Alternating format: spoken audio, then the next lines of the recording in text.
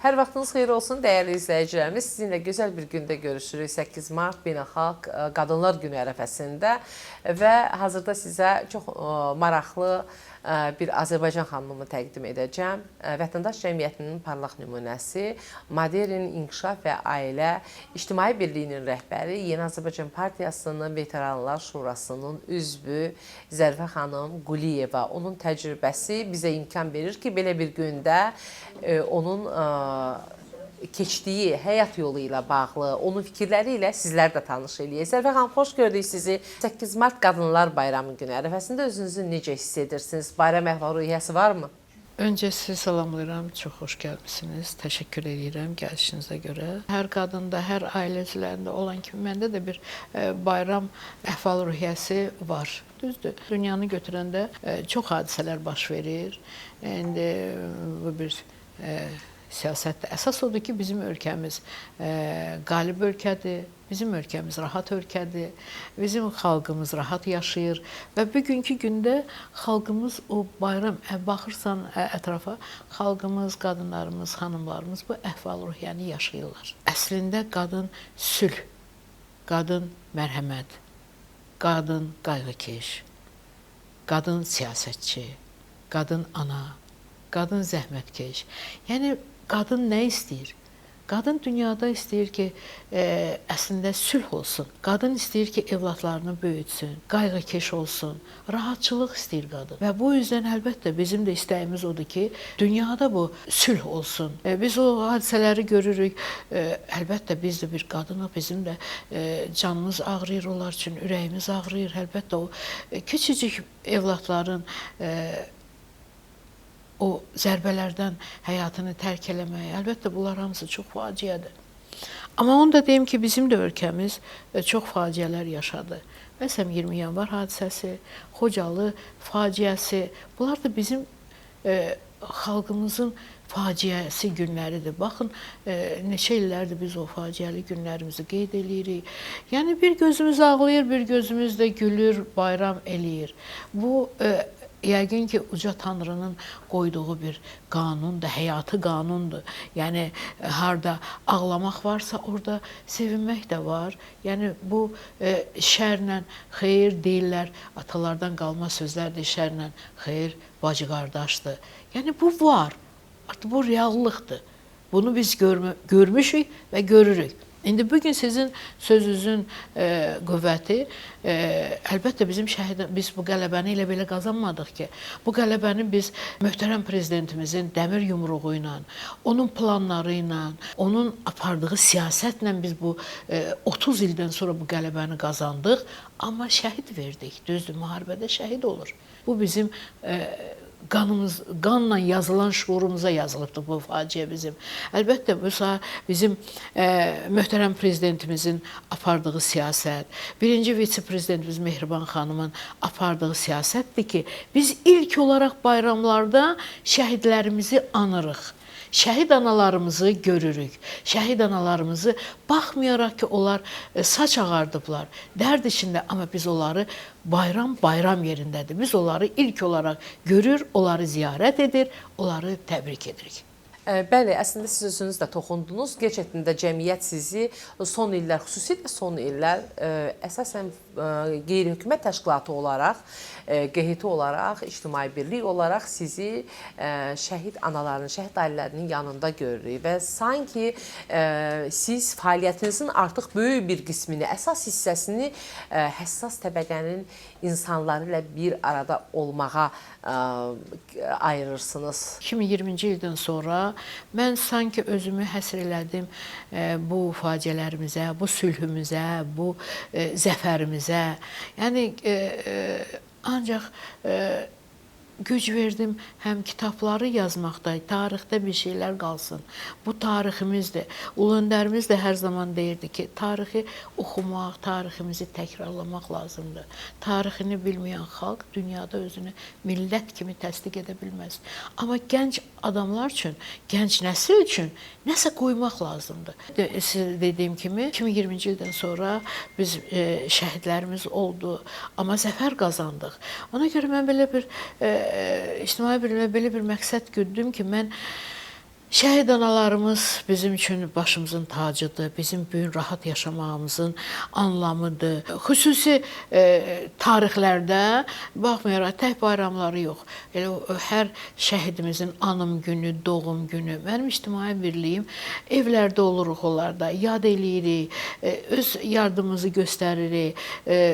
Şəhidlərimiz xiyabana gedib onları yad eləyirik. Yəni bu işlərə özümü çox sərf elədim. Elə 2 gün öncə mən şəhid analarımızı görüşünə getdik və onları qarşıdan gələn 8 mart Beynəlxalq Qadın Bayramı münasibətilə onları birliyimiz adından təbrik etdik. Onlar üçün də çox xoş oldu. Biz də söhbətlər apardıq. O görüşlərdə o şəhid anaları mən görürdüm ki, necə qürurla danışırlar. Bax, bu adama ruh verir. Mən iki tərəfli, həm dövlətin apardığı siyasəti yerlərdə yeni nəslə bunu çatdırmaq, həm də eyni zamanda bax bu tariximizdə olan bu tarixi hadisələri, tarixi faciələri gənc nəslə çatdırmaq.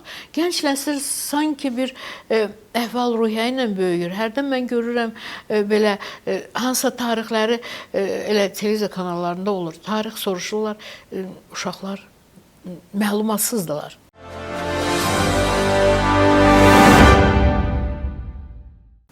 Mən bu ictimai birliyimdə məsələn görüşlər aparırıq biz ailələrlə, yeniyetmə uşaqlarla, cəmiyyətlərlə. Yəni çox əsas fikrim odur ki, yeni gələn nəsil bizim tariximizi bilsin. Bizim xilaskarımız, bax bu gün biz müstəqil, suveren, demokratik ölkədə yaşayırıq. Kimin sayəsində? Biz ulu öndərimiz Heydər Əliyevin siyasəti nəticəsində. Bugün biz bütöv Azərbaycanda yaşayırıq. Bütöv Azərbaycan. Qalib xalq kimi, qalib ölkə kimi, başı uca gəzirik. Kimin sayəsində? Möhtərəm prezidentimiz İlham Əliyev cənablarının və birinci vitse-prezidentimiz Mehriban xanımın sayəsində. Onların apardığı siyasəti daha çox gənclərə çatdırmaq üçün. Yəni, bunlar bilsinlər, Yeni Azərbaycan Partiyası necə yaranıb, bilsinlər, Ulu Öndər Heydər Əliyev Azərbaycan üçün nə edib. Yəni, tariximiz necə gəlib, bunu unutmasınlar. Mən demirəm, bizim xalqımız unutqan xalqdır. Hərdən deyirlər ki, unutqan xalqdır, amma unutqan deyil. Sadəcə bizim xalqımız daha çox mərhəmətli xalqdır və daha çox sülh məramlı xalqdır, sülhü sevir, dinc yaşayışı sevir. Və bir qeyri-hökumət təşkilatı ilə bu işləri bitirmək olmaz. Cəm halda, baxın, nə qədər qeyri-hökumət təşkilatlarımız var. Məsələn, tək layihə deyir ki, layihə alasan, gedib işləyəsən, layihə də verdilər, vermədilər. Amma hər bir insanın mənəvi borcu olmalıdır. Biz indi qələbəni qazanmışıq. Zəfər bayramımız bayramlar bayramıdır. Bu zəfəri qazanmışıqsa, biz bu zəfəri qorumalıyıq. Bu da əsas bizim vətəndaş borcumuzdur. Niyə deyirlər ana vətən, ana torpaq? Hər bir qadının, hər bir vətəndaş cəmiyyətinin borcudur ki, vətənin bu qalibiyyətini qorumaq. 8 Mart Qadınlar Günü ərəfəsində əlbəttə ki, qadınların güzəranına toxunmadan keçmək olmaz, siz də bilirsiniz. Siz necə düşünürsünüz? Azərbaycan qadını dünya arenasında hansı keyfiyyətlərinə görə hansı yerdədir? Bizim ulu öndərimizin hər çıxışında o qadınları öndə tuturdu. O deyirdi, mən dünyanı gəzmişəm, amma Azərbaycan qadınları kimi qadın görməmişəm. Çünki Azərbaycan qadınları ləyaqətli, şərəfli, sədaqətli. Yəni bu obrazı artıq bizim dünya şöhrətli ulu öndərimiz bizim qadınlarımızın haqqında bunu söyləmişdi. Möhtərəm prezidentimiz də, bizim birinci vitse-prezidentimiz də qadınlara hər zaman yol veriblər ki, özlərinin istedadını göstərsinlər, cəmiyyətdə iştirak eləsinlər, hər bir sahədə. Elə siyasətdə də, bəzi özlərinin daha çox onların planları var. Qadın, bilirsiniz nədir? Qadın bir əsərdir, qadın bir kitabdır, qadın vərəqlədikcə onun istedadı üzə çıxır.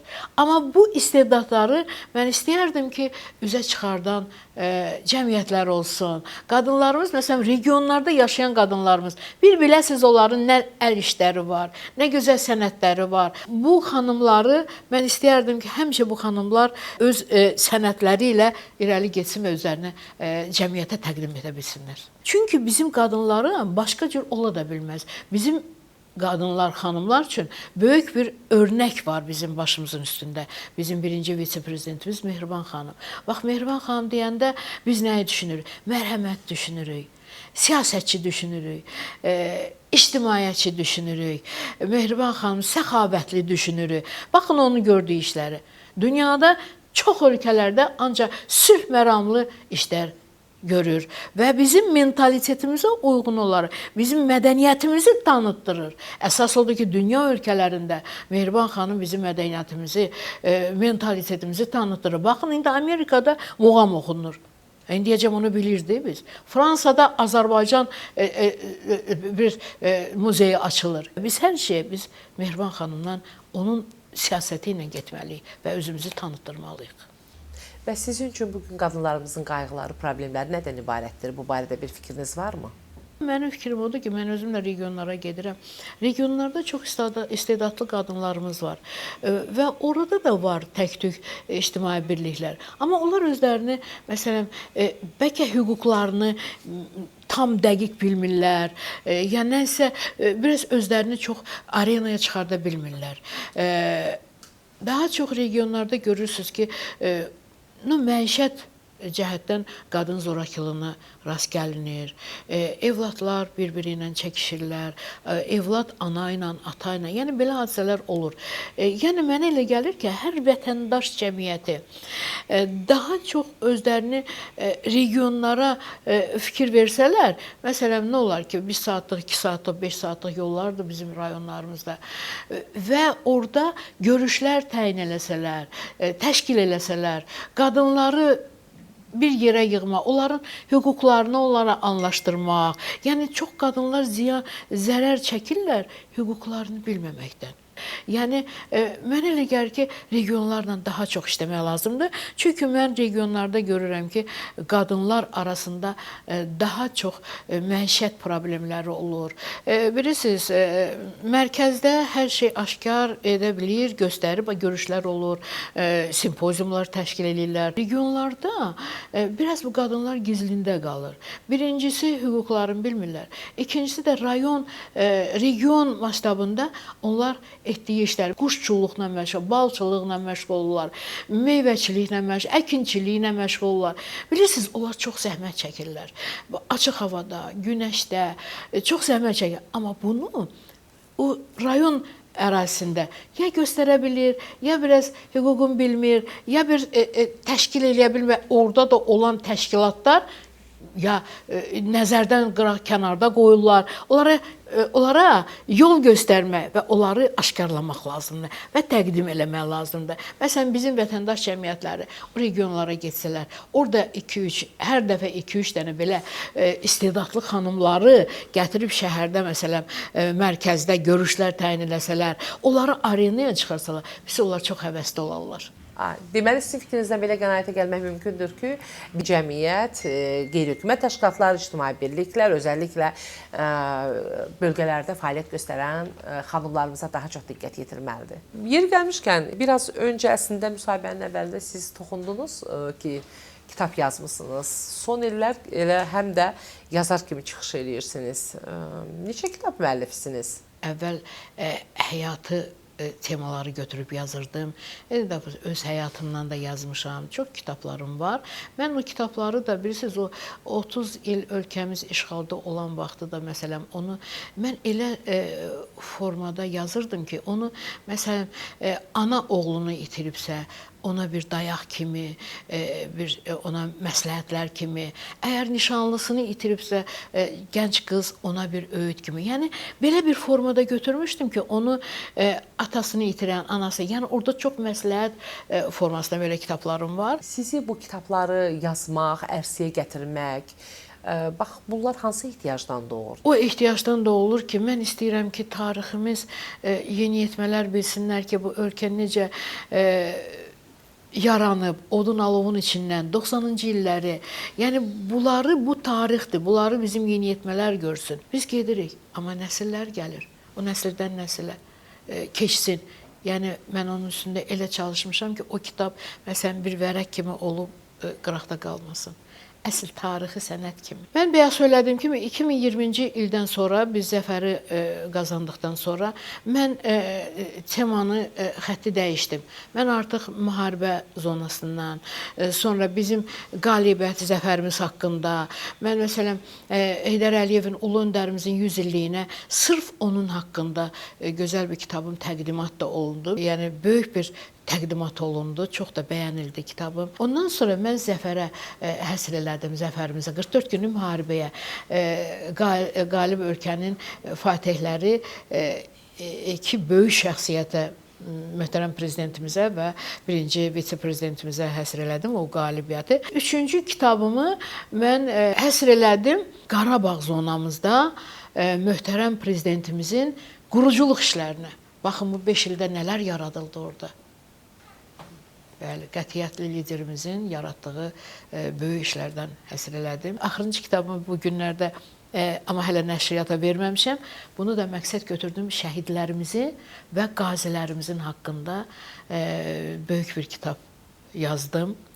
Yəni onların etdiyi, şəhidlərimizin etdiyi qəhrəmanlıqlar, hansı regionda aldığı, bayrağı sancdığı, milli qəhrəmanlarımızdan, qazilərimizdən, qoy olsun, bunlar tarixdə qalmağı yaxşıdır. Mən istəyirəm ki, onlar tarixdə daima oxunulsun, daim görsünlər ki, bizim necə oğullarımız var.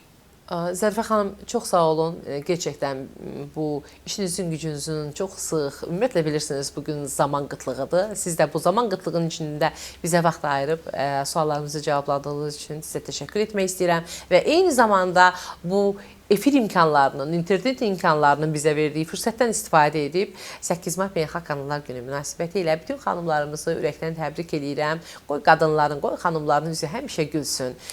Sizə də fəaliyyətinizdə bol-bol uğurlar arzulayıram. Növbəti kitablarınızın təqdimatında görüşmək ümidi ilə. Belə, bizi izləyənlər, izlədiyiniz üçün təşəkkür edirik sizə və yeni müsahibələrdə görüşənədək.